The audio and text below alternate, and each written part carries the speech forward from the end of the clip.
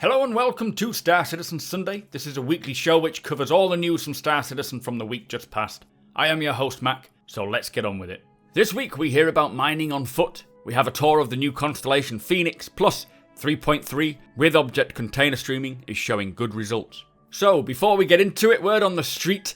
Well, on Reddit, 3.3 has object container streaming in it, and it's showing great results in terms of performance for all users. Some cases showing solid frames around the 60 mark. The biggest killer, from what it says, is the crashing to desktops, but do not fear, this is usual for Evocoti builds, and I'm sure they will get that sorted soon. Now, obviously, there is no way of knowing how long an Evocoti test flight will last, but the issues are better than what I would have expected, so hopefully it will release to the wider audience soon and include object container streaming with it. I shall obviously keep you posted every time new info is leaked, so we can keep up to date with it, and as soon as it goes to wave 1 of the PTU, I shall be streaming it and making videos on it, so make sure you follow me over on twitch.tv/supermacbrothers Ryan.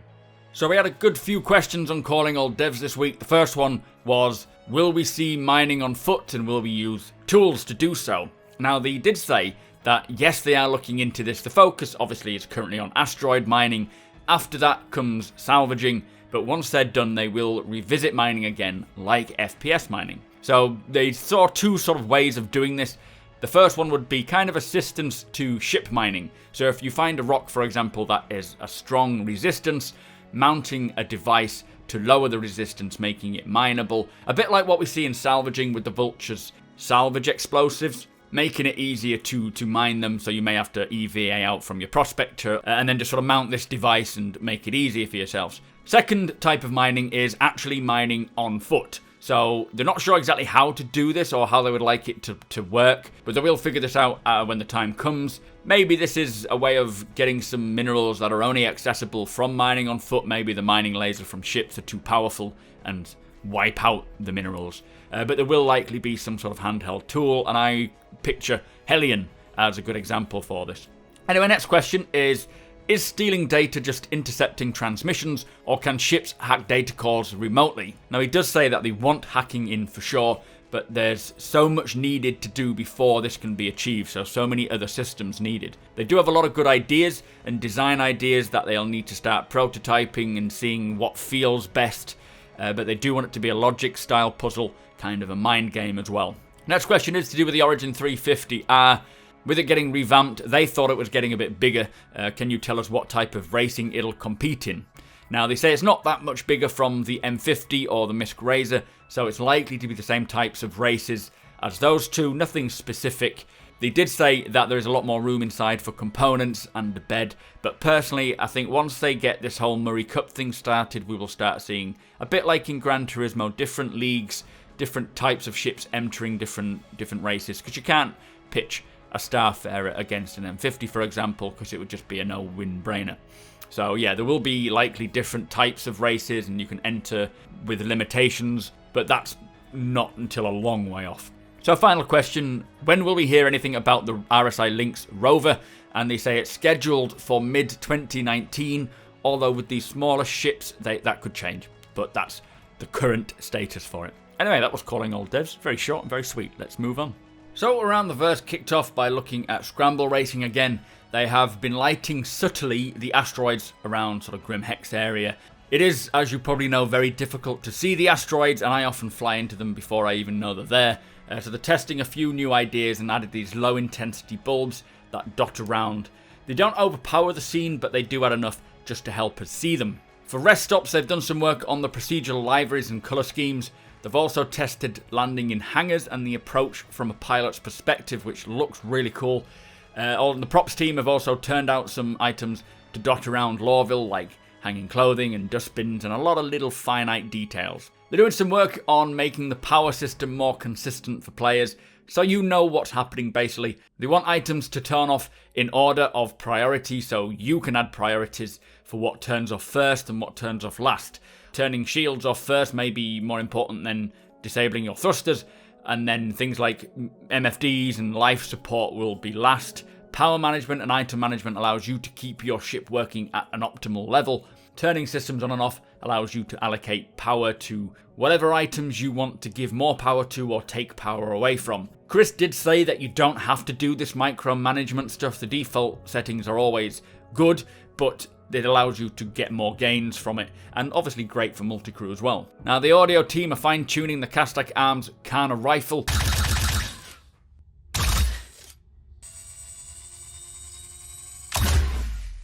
It does sound pretty damn good. They're also implementing weight distribution for more defined individual footsteps.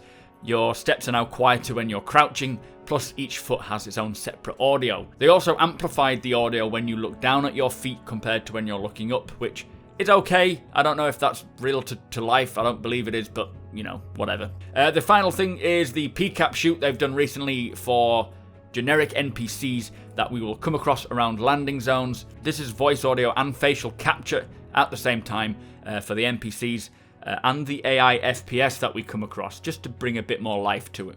That was ATV. Let's get on to the Phoenix in Reverse the Verse. So, Reverse the Verse this week was the tour of the Constellatin Phoenix. Now, this is kind of close to final art. We started off by looking at the sigil, the little Phoenix sigil.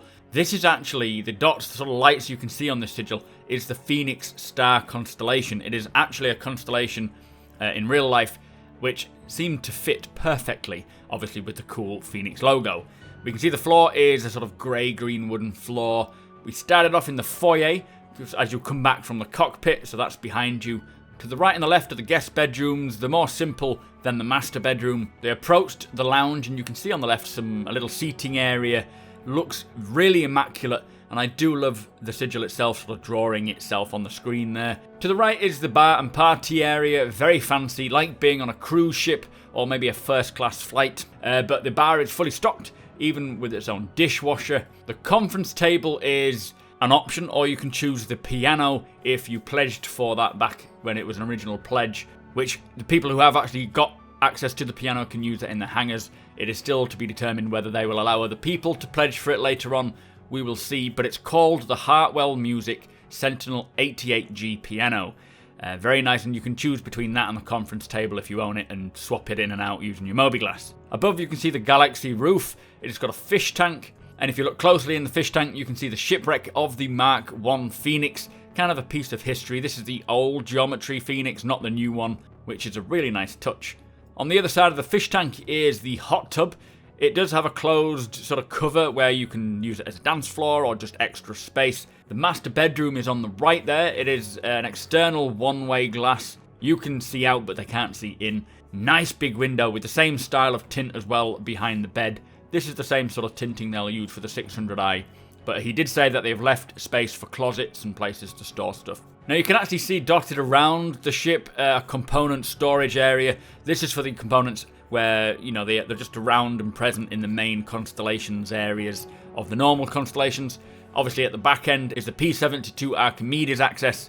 Now to access the rover, I really love this. The RSI Phoenix is supposed to come with the RSI Lynx rover. Now they have this little small drop elevator to the cargo bay, which they say has 10 to 15% more space to allow you to walk around the rover, but it is less space in terms of standard cargo units. Currently it's around 80 SEU, but this is due to the height. It does fit a Lynx or an Ursa. They did say the Cyclone base should fit, just not one with a turret, but I really like that whole access point there. Now, something to point out about the piano, they do want the keys to auto-play and light up when it's being played and have the sheet music sort of scrolling up. Quick Q&A for the Phoenix. Where's the bathroom? It is in the neck area.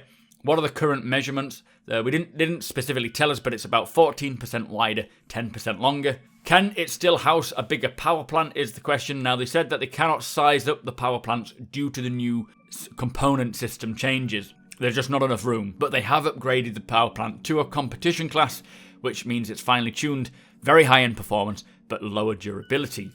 Next question is, did it keep the remote turret? So this is your sort of defensive system. They said that they'll have to schedule in to getting the remote turret fitted at a later date, as the remote turrets weren't ready when they were first making the ship.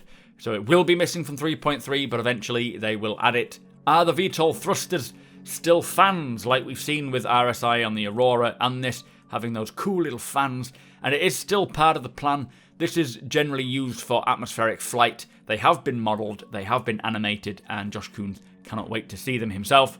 Now, there was some confusion to do with the smuggler's cargo hold. Apparently Ben Lesnick said something a while ago about the Phoenix having this little smuggler's cargo bay. This is actually the Taurus that has this. Instead of the bottom turret, it has a little smuggler's cargo place.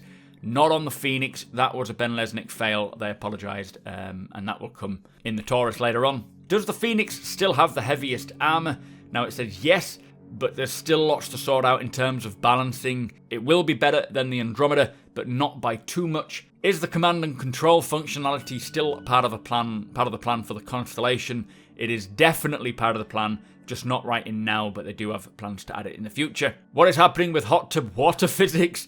Now, the engine team are working on water for planets. It is not going to be coming in the hot tub in 3.3. They need to figure out how to attach this to ships and then apply it with 0G and whatnot, so a little bit way off for that, but we will see water in Hurston. And so the final question is, how would you compare the Andromeda to the Phoenix in terms of combat?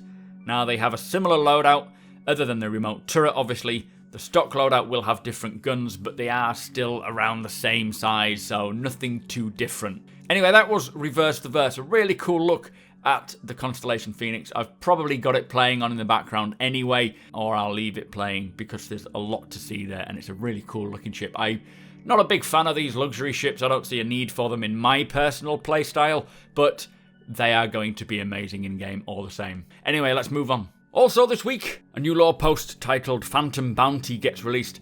This is following two bounty hunters trying to track their prey. And for all subscribers, the latest jump point is available. So that brings us to the end of the show. Thank you so much for watching.